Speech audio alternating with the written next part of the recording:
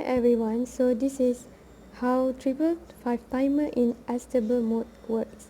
When power is turned on, trigger pin voltage is below VCC over 3 and makes the lower comparator output high and set the flip-flop output of the 555 chip is high. This will make the transistor Q1 to be turned off because it is equal to 0 and directly applied to the base of transistor. As the transistor is off, capacitor C1 start charging, and when it get charged to a voltage above that VCC over 3, then lower comparator outputs become low and flip-flop output remains the same as previous. Now, when the capacitor charging get to voltage above than 2 over 3 VCC, then the voltage of non-inverting end threshold pin 6, become higher than inverting end of the comparator. This will make the upper comparator become high and resets the flip-flop. Output of 555 chip become low. As soon as the output of 555 become low, which means Q equal to 1, the transistor Q1 becomes on and short the capacitor to the ground. So the capacitor start discharging to the ground to the discharge pin 7 and resistor R2. As capacitor voltage get down below the 2 over 3 VCC, as you can see here, upper comparator output become low. And now SR will flip-flop remains in the previous state as both the comparators are low. While discharging, when capacitor voltage get down below VCC over 3, this makes the lower comparator output high and sets the flip-flop again, and 555 output becomes high. Transistor Q1 will become off again and the cycle will start over, which is the capacitor C1 will start charging back. So thank you. So guys, now I'm going to discuss about the part 2 of the 8-bit computer clock operation, which is monostable mode. So this is the circuit of the monostable mode, which is connected in this way.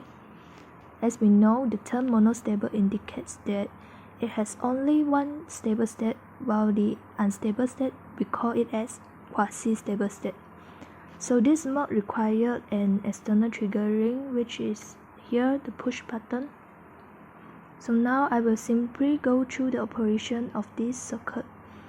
So once the push button is pushed, 0 volt comes to pin 2, and since 0 is below than 1.67, so the SR large will be set. Thus the output at pin 3 will become high, so the LED will be lightened up as well.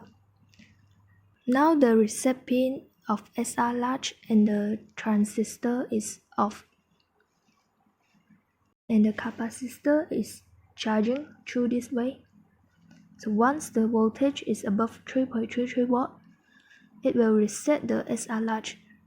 Now only the transistor will be on. And once the transistor is on, the capacitor will discharge through this way to the ground of the transistor. Of course, the output at pin 3 will become low, and thus the LED will become dark.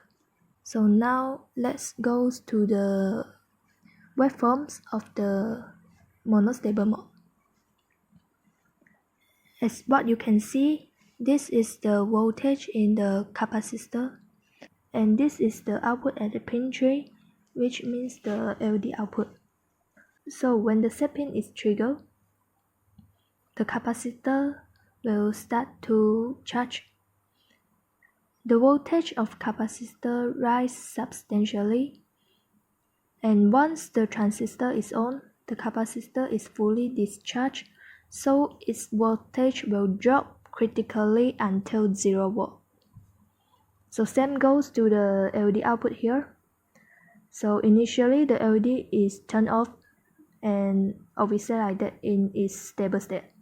So once the set pin is triggered, the output will become high. So the LED will be lightened up for a time interval. This time interval actually is equal to the charging time of the capacitor. So once the transistor on, like just now, the capacitor will discharge, so the voltage will also drop to 0. So now the LED has no work. So of course it will turn off and returns to its stable state until the next trigger occurs. If not, the LED will not be turned off anymore. This is a bistable mode circuit. A bistable mode circuit has two stable states which are high and low. It doesn't need a resistor and a capacitor to set the timing of the circuit. In fact, there is no timing in this circuit. There are only two stable states controlled directly by the trigger pin and the reset pin. The bistable multivibrator can be switched over from one stable state to the other by application of an external trigger pulse.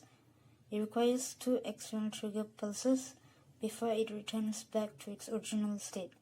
So this is the circuit for the bistable mode, and there are also AND and OR gates in it, and this is the circuit.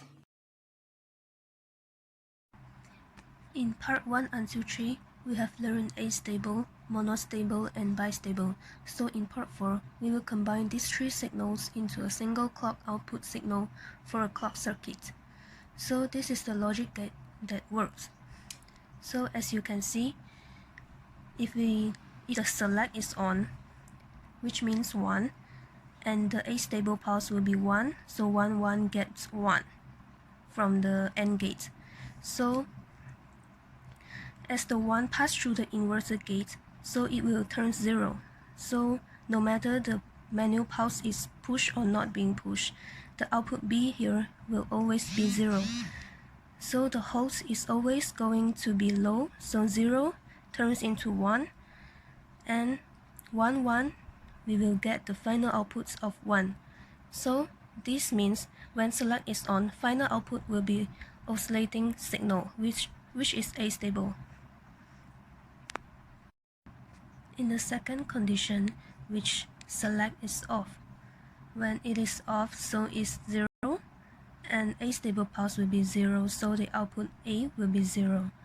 And when we push the push button of manual pulse, it will be 1 and pass through this 0, and through the inverter gate will be 1, so 1, 1 will get 1 here, the output B. So 1 and 0 will get 1 after pass through the OR gate, so the output C will be 1. So Holz, just like the case before, it will be 0 always, and after the inverter gate it will be 1. So 1, 1, we will get the final outputs of 1, which means when the select is off and push button is pushed, which means this one is pushed, so the final outputs will be monostable.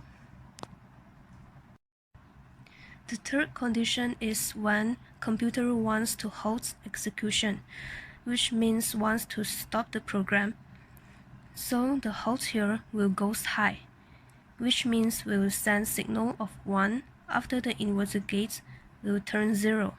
So no matter what happens here, the final output will always be 0. So final output 0, yes.